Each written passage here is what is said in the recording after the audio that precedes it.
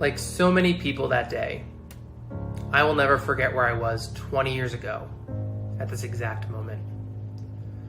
I was a week into the 10th grade, and my sister just got married a few days prior.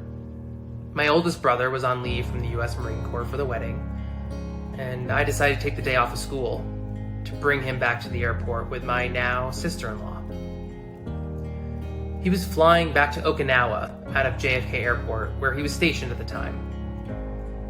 The very early morning trip was pretty normal. We didn't hit too much traffic, so we had plenty of time to park, have breakfast with him in the terminal, bring him to his gate, and hug him goodbye. Not really sure when we'd see him again. We got into the car and started our drive back.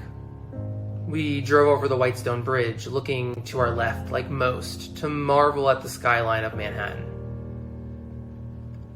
Little did we know that that same skyline was to be forever changed just moments later.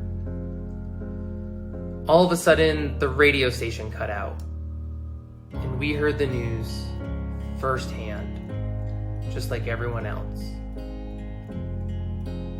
Panic instantly set in. We just dropped my brother off at the airport.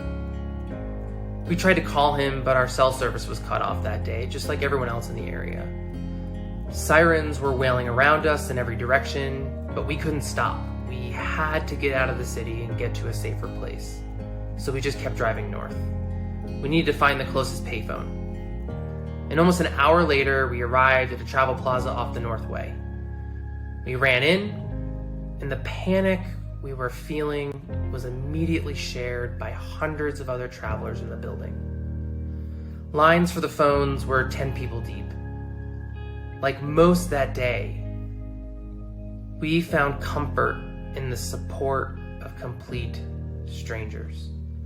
We told the people in front of us our story, and they immediately moved aside to let us go ahead of them.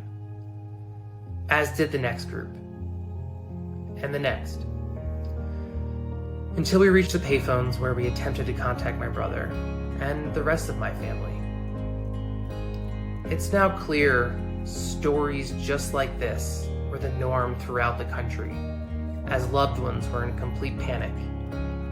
But everyday Americans rose to the occasion to support each other in every way possible. Our story ended unlike so many that day. That day, my brother was fine. The plane never took off. It's safe to say I will never forget that day. I'll remember the panic. I'll remember the support.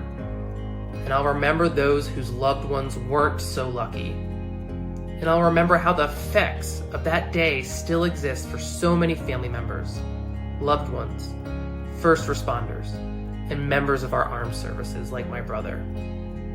I will never forget.